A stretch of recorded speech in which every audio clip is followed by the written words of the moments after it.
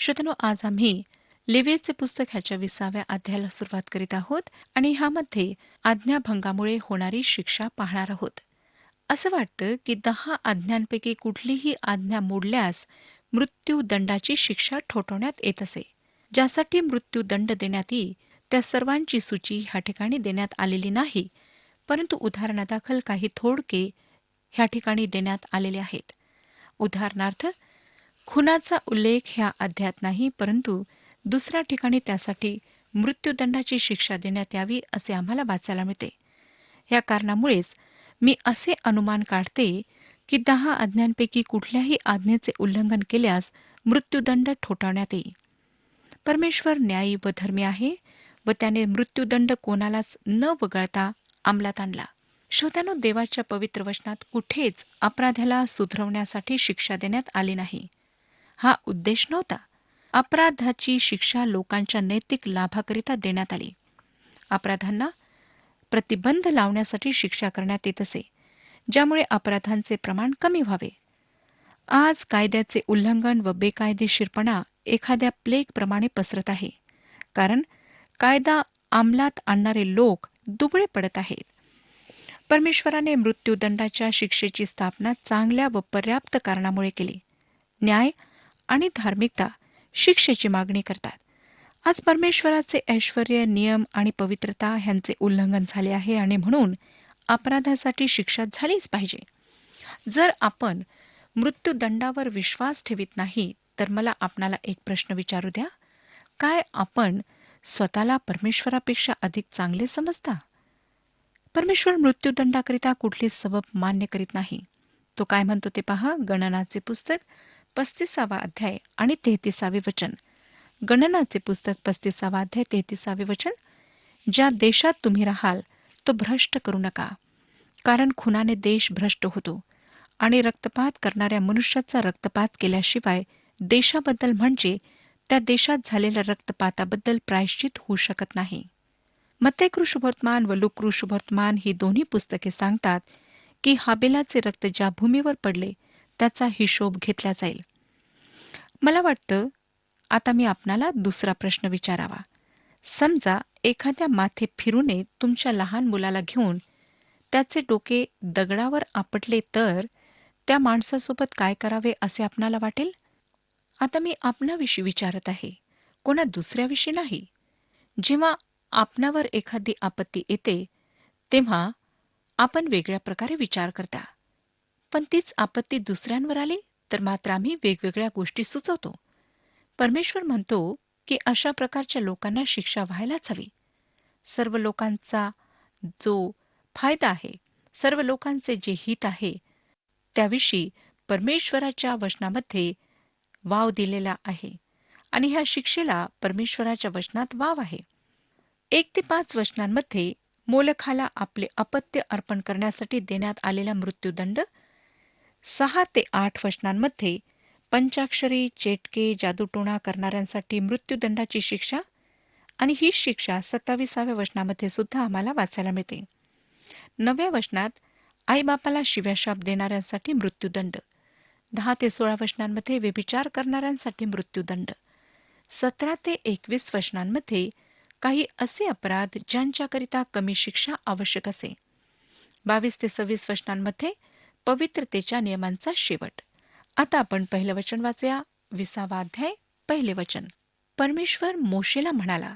परमेश्वर अहरोन व लोक ह्यांच्याशी नाही, परंतु आता मोशेशी बोलत आहे. तो नियम देणाऱ्याशी बोलत आहे.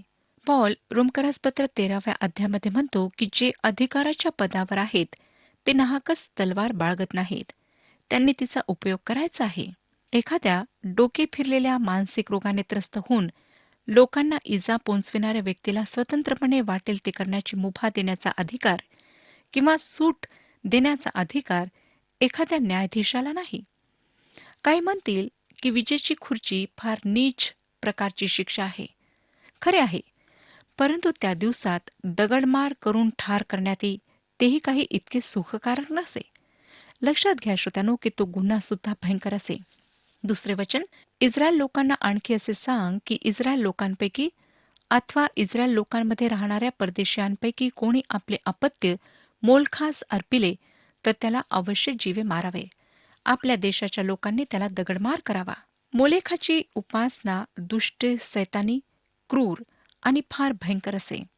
इतिहासकार सांगतात की मोलेखच्या मूर्तीला लाल होईपर्यंत तप्त करण्यात येई. तिचे हात पुढे सरसावलेले असत व त्या अग्नीने भरलेल्या खोल जागेत लहान लेकराला टाकण्यात येई. हे अत्यंत क्रूर व सैतानी होते. किती हा विरोधाभास श्रोत्यानो. येशूने लहान लेकरांना स्वतःजवळ घेण्यास हात पसरले. मत्ते कृष्णवर्तमान 19 अध्याय आणि 14 वचन सांगतं, येशू म्हणाला, बाळकांना माझ्याकडे येऊ द्या, त्यांना मनाई करू नका, कारण स्वर्गाचे राज्य त्यांच्यासारख्यांचेच आहे. ह्या अपराधासाठी मृत्यूदंड ठेवलेला असे. 3 वचन, मीही त्या मनुष्याला विन्मुख होऊन त्याचा स्वजनातून उच्छेद करेन, कारण त्याने आपले अपत्य मोलखास अर्पून माझे पवित्र स्थान भ्रष्ट केले आहे आणि माझ्या पवित्र नावाला कलंक लाविला आहे. ही फार कठोर भाषा वाटते, होय ना श्रोत्यानो? काय हे अक्षम्य पाप असे? मला माहीत नाही, परंतु येथे लिहिलेला प्रत्येक शब्द कडक आहे. परमेश्वर म्हणतो की त्याचा स्वजुनातून मी उच्छेद करेन. हे देवाविरुद्ध केलेले पाप होते. ह्या पापाने त्याचे पवित्र स्थान भ्रष्ट केले व त्याच्या पवित्र नावाला कलंक लावला. एहेस्केलचे पुस्तक 23 अध्याय 37 ते 39 वचनांमध्ये आम्हाला दिसतं की इस्रायली लोकांनी अगदी हेच केले व परमेश्वराचा न्याय येण्यास अनेक कारणांपैकी हे एक कारण ठरले. लक्षात घ्या की ज्या राष्ट्रात ईश्वर सत्ताक राज्य पद्धती होती तेथे दुसऱ्या देवीदेवतांची पूजा देशद्रोहासाठी फार अधिक कारणीभूत ठरली. 4 आणि 5 वचने, मोलखाला आपले अपत्य अर्पण्याकडे देशाचे लोक डोळेझाक करून त्याला जीवे मारणार नाहीत, तर मी त्या मनुष्याला व त्याच्या कुटुंबाला विन्मुख होऊन त्याचा व जे कोणी त्याला अनुसरून व्यभिचारी मतीने मोलखाच्या नादी लागतील त्या सर्वांचा स्वजनातून उच्छेद करेन. जर लोक ह्याकडे दुर्लक्ष करतील तर ते सुद्धा त्या अपराधात सामील ठरतील आणि त्यांना सुद्धा शिक्षा होईल. 6 वचन बघा, जो मनुष्य व्यभिचारी मतीने पंचाक्षऱ्यांच्या व चेटक्यांच्या नादी लागतो त्याला मी विन्मुख होऊन त्याचा स्वजनातून उच्छेद करीन. कनानी लोकांची ही एक प्रथा होती. हा एक खोटा धर्म होता जो सैतानी होता. सैतानी उपासनेत सुद्धा अलौकिक गोष्टींचा समावेश असतो. स्वतः येशू ख्रिस्ताने श्रोत्यानो सावधान करताना म्हटले की ख्रिस्त विरोधी प्रगट होईल, जो चमत्कार, अद्भुत चिन्हे दाखवेल व अनेक निवडलेल्यांना सुद्धा फसवेल. लक्षात घ्या की सैतान लबाड आहे, लबाडाचा बाप आहे. परमेश्वर म्हणतो की मी अशा व्यक्तीला विन्मुख होऊन त्याचा स्वजनातून उच्छेद करीन. 20 अध्याय आणि 27 वचन आता मी वाचणार आहे. मी हे वचन ह्या ठिकाणी ह्यासाठी मांडत आहे श्रोत्यानो, कारण ह्यामध्ये सुद्धा ह्याच अंधविश्वासासंबंधी उल्लेख आहे. 27 वचन, कोणी पंचाक्षरी अथवा चेटूक करणारा असला, मग तो पुरुष असो किंवा स्त्री असो, त्यांना अवश्य जीवे मारावे, त्यांना दगडमार करावा, त्यांच्या रक्तपाताची जबाबदारी त्यांच्याच माथी राहील. अशुद्ध आत्म्याने पछाडणे वास्तविकता आहे आणि प्रत्येक युगात हे अस्तित्वात होते. आज अनेक खोटे धर्मसंप्रदाय अशाच पछाडलेल्या लोकांद्वारे पुढे आले आहेत. हे सैतानाचे कार्य आहे. अशा कार्यासाठी मृत्यूदंड ठेवलेला होता. सैतानाची उपासना करणाऱ्या लोकांमध्ये सामर्थ्य असल्याचे पाहून काही लोकांना आश्चर्य वाटते. श्रोत्यानो, सैतानाजवळ सामर्थ्य आहे. देवाच्या वचनापासून दूर जाणे व देवापासून दूर जाणे नेहमीच काही ना काही विक्षिप्त घडवते व त्यामुळे खोटे धर्मसंप्रदाय आम्हाला आढळतात. देवाने ह्यासाठी मृत्यूदंड का सांगितला? 7 आणि 8 वचने बघा. 20 अध्याय 7 आणि 8 वचने, म्हणून तुम्ही आपणास पावन करून पवित्र व्हा, कारण मी परमेश्वर तुमचा देव आहे. तुम्ही माझे विधी मान्य करून पाळा. तुम्हाला पवित्र करणारा मीच परमेश्वर आहे. ही वचने मृत्यूदंडासाठी चांगले व पर्याप्त कारण मांडतात.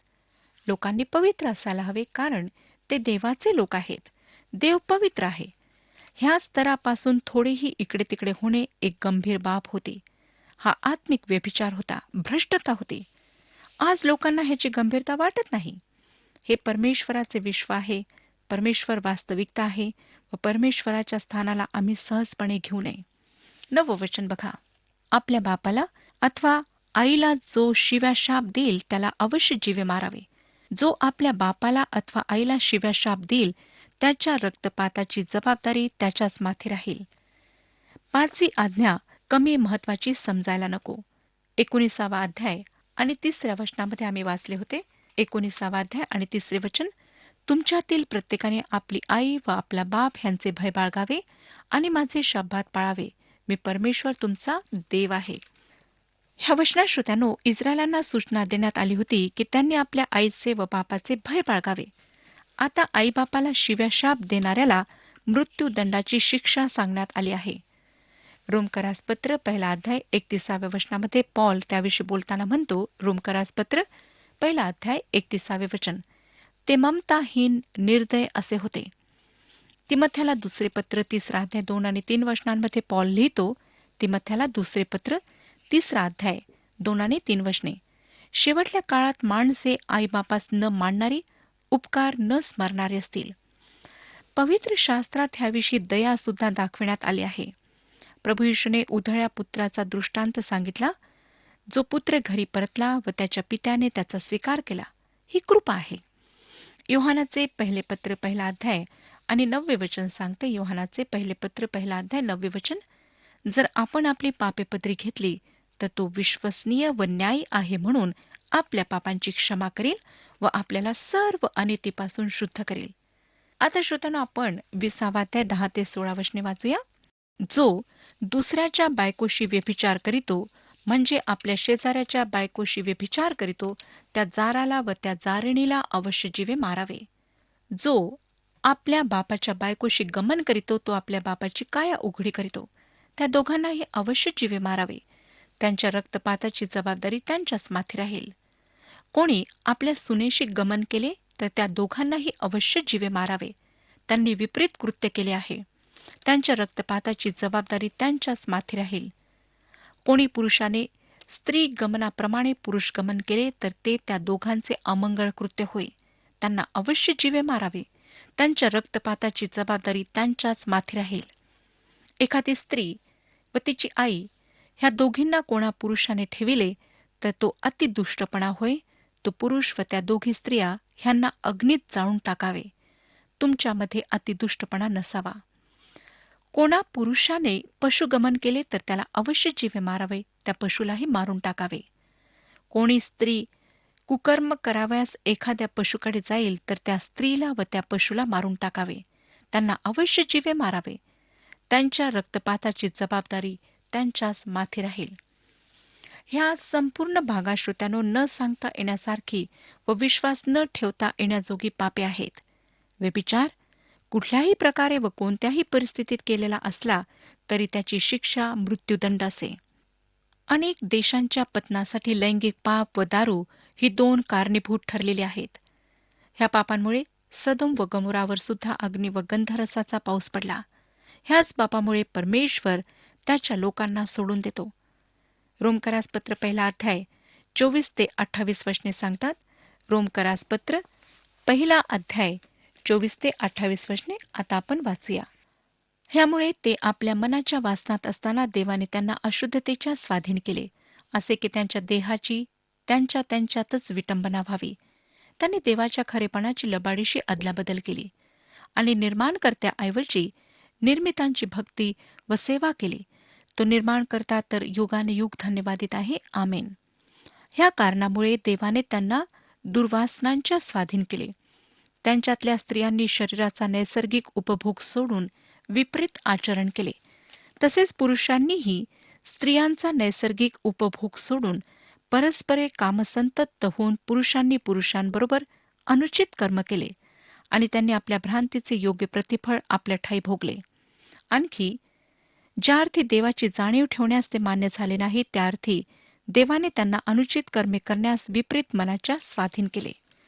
श्रोत्यानो, इतक्या भयंकर पापांच्या अनैतिकतेनंतर व कडक शिक्षेनंतर सुद्धा आमचा तारणारा आम्हाला जेव्हा आम्ही त्याच्याकडे येतो तेव्हा क्षमा करण्यास तयार असतो. तो आम्हाला स्वीकारण्यास तयार असतो. आता पुढे 17 ते 21 वचने बघा. 20 अध्याय 17 ते 21 वचने. कोणी आपल्या बहिणीला, मग ती त्याच्या बापाची मुलगी असो अथवा त्याच्या आईची मुलगी असो, आपली बायको करून घेऊन तिची काया पाहिल व ती त्याची काया पाहिल तर हा निंद्य प्रकार होय.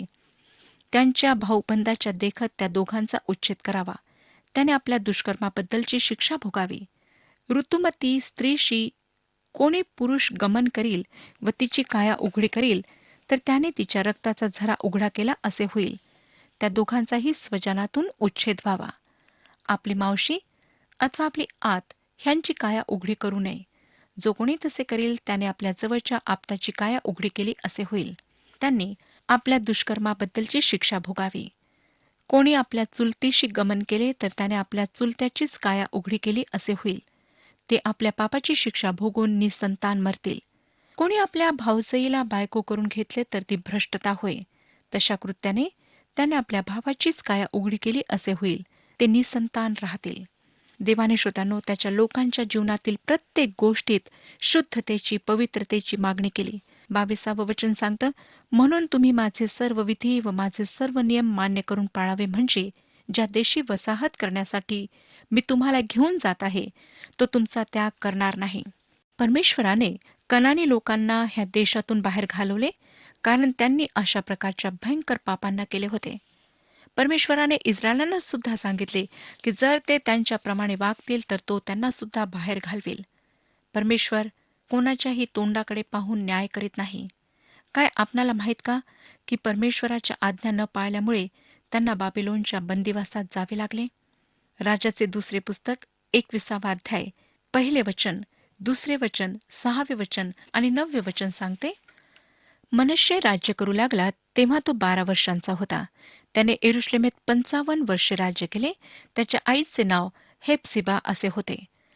इस्रायल लोकांपुढून परमेश्वराने ज्या राष्ट्रास घालून दिले होते त्यांच्या अमंगळ आचाराप्रमाणे परमेश्वराच्या दृष्टीने जे वाईट ते मनश्शेने केले. 6 वचन, त्याने आपल्या पुत्राचा अग्नीत होम करून तो अर्पिला.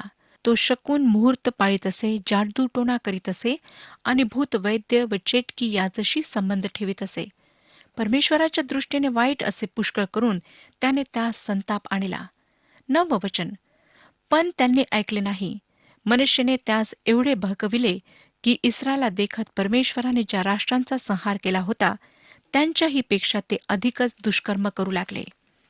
श्रोत्यानो, अशा प्रकारे आम्हाला दिसतं की परमेश्वराने त्यांना दंड दिला. 23 वचन वाचूया. 20 अध्याय 23 वचन, ज्या राष्ट्रांना मी तुमच्यापुढून घालून देणार आहे त्यांच्या चालीरीतीचे तुम्ही अनुकरण करू नये. त्यांनी असली सर्व कृत्ये केली म्हणून मला त्यांचा तिटकारा आला आहे. पॅलेस्टाईनमध्ये राहणाऱ्या काही देशांना परमेश्वराने का उद्ध्वस्त केले ह्याचे उत्तर आम्हाला ह्यामध्ये सापडते. या पापांच्या परिणामस्वरूप त्यांना सामाजिक रोगांनी पछाडले. एरिहो शहराला हस्तगत केल्यानंतर परमेश्वराने त्यांना तेथल्या कुठल्याच वस्तूला स्पर्श करण्यास मनाई केली होती. संभोगजन्य रोग साथीप्रमाणे पसरलेला स्पष्टपणे दिसतो.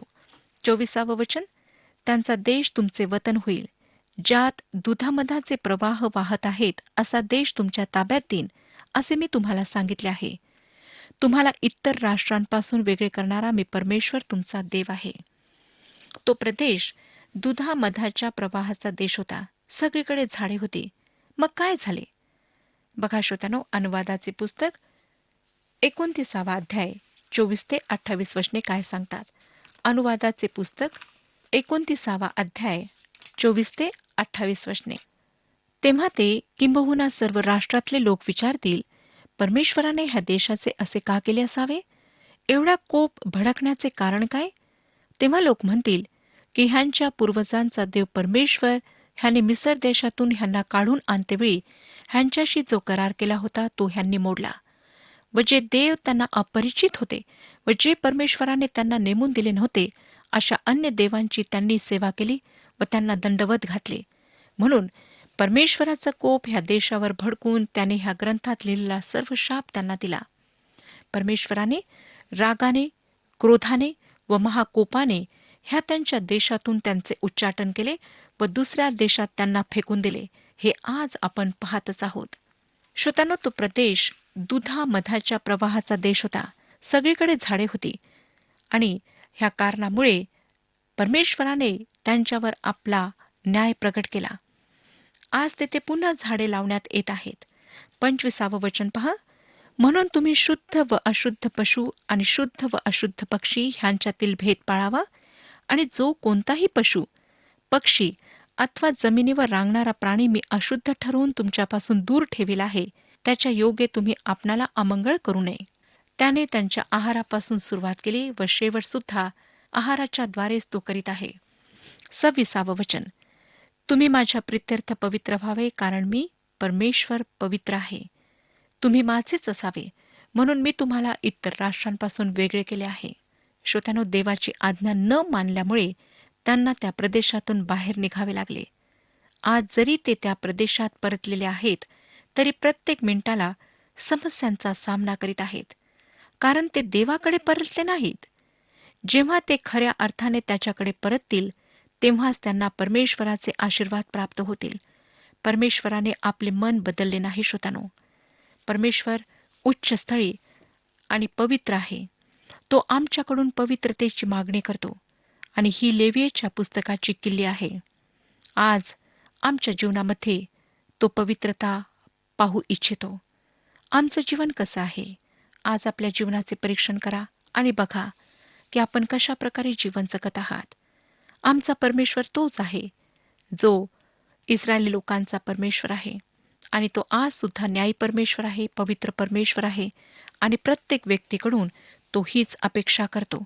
म्हणून पापांपासून क्षमा, पापांपासून मुक्ती प्राप्त करायची असेल तर प्रभू येशू ख्रिस्ताजवळ या, जो आपणाला पवित्र जीवन, एक नवीन जीवन देऊ इच्छितो. त्याच्या हातात सर्व काही समर्पित करा. आपल्या पापांची कबुली द्या, कारण त्याच्याच पवित्र रक्तामध्ये मानवाची सर्व पापे धुतल्या जाऊ शकतात. ही संधी परमेश्वर आपणातील प्रत्येकाला देत आहे. ही संधी गमावू नका आणि आजच निर्णय घ्या. परमेश्वर ह्या विषयात आपले मार्गदर्शन करो आणि आपणाला आशीर्वाद देव.